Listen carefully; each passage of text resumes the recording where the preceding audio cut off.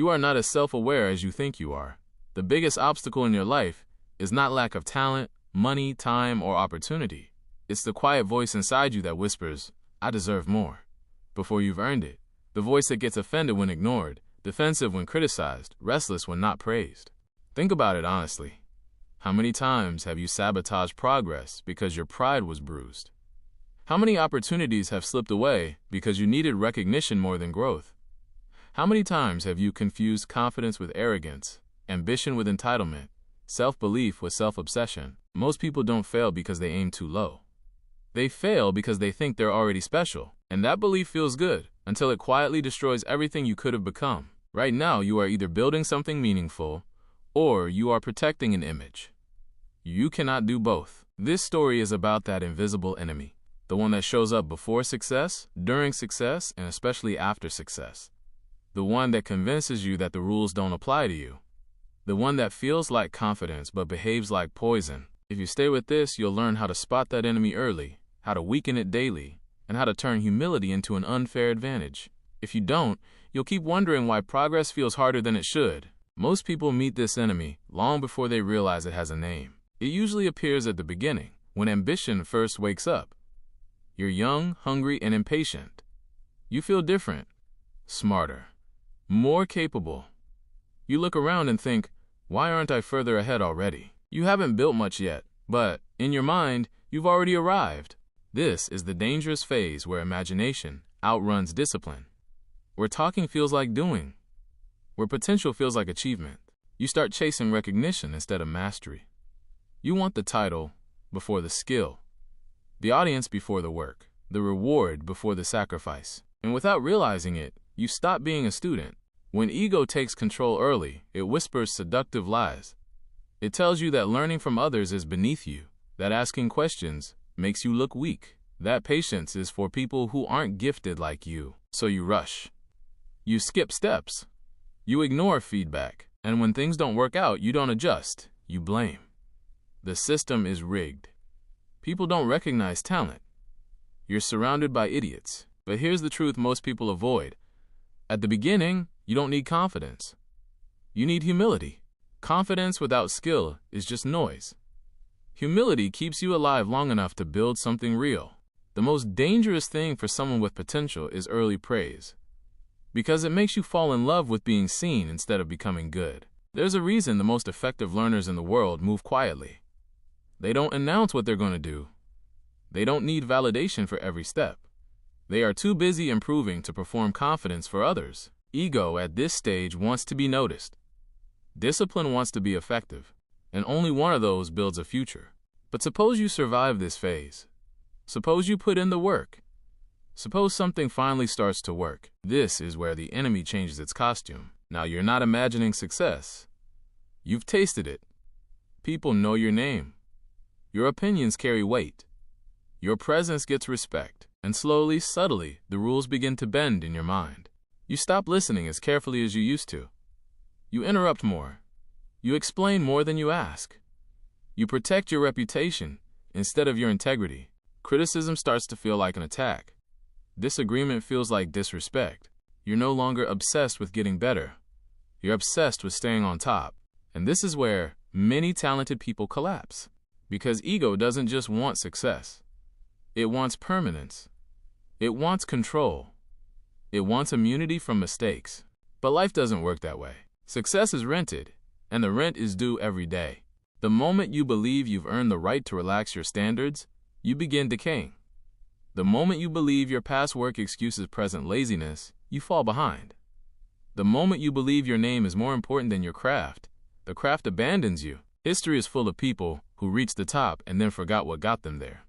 They stopped preparing, stopped questioning, stopped doing the boring work. They believed their identity would carry them forward. But identity doesn't create results.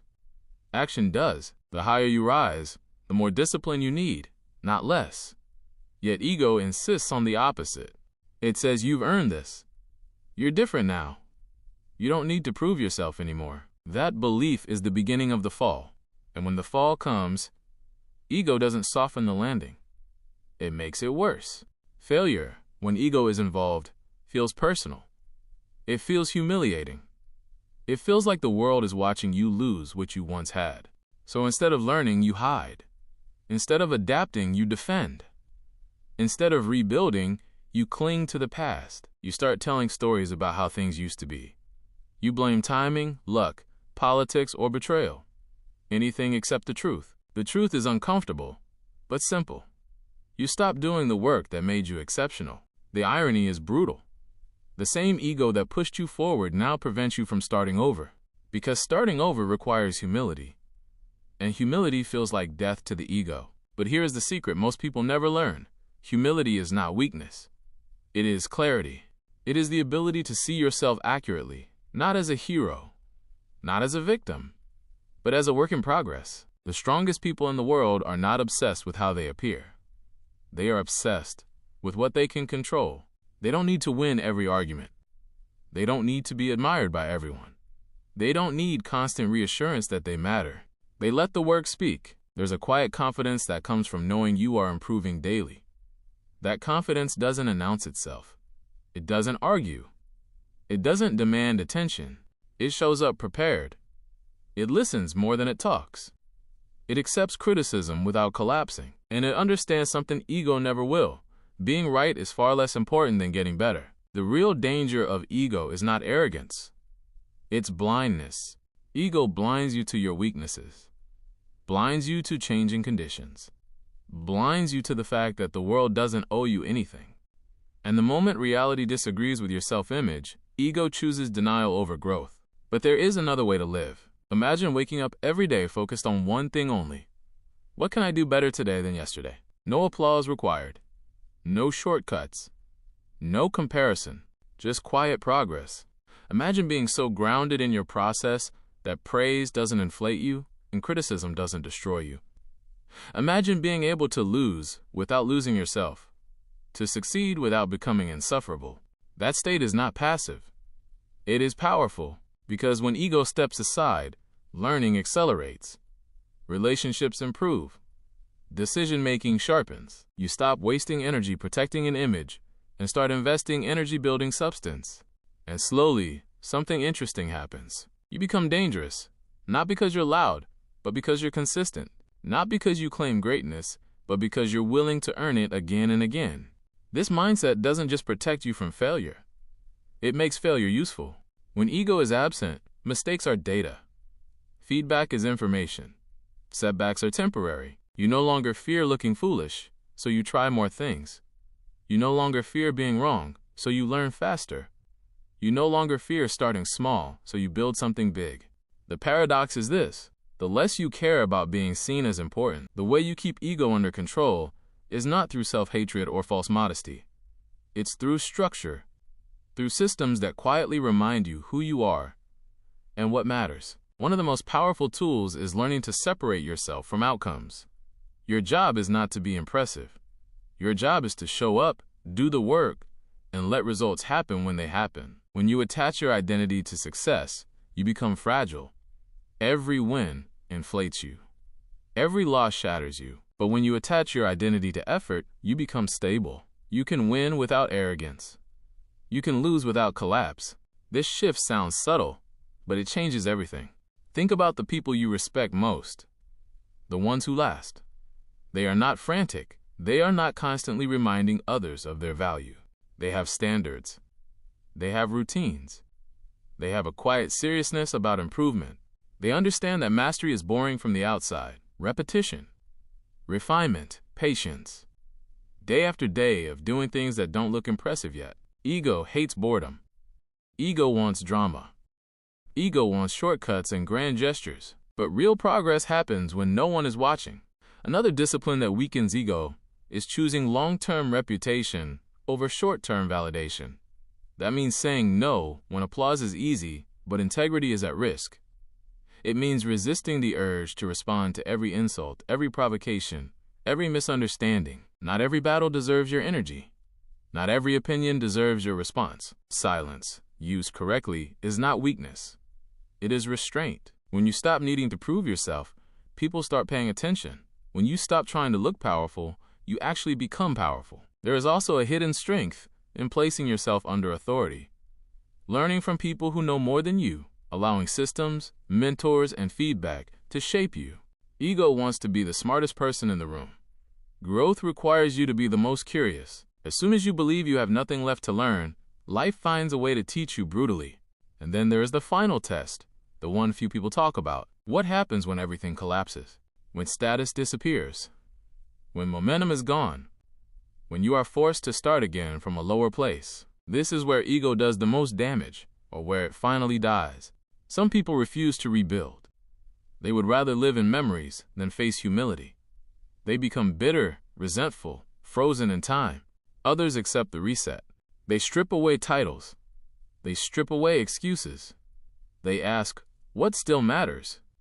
And they begin again, quietly, patiently, without entitlement. Those people often come back stronger than before, because now they are free.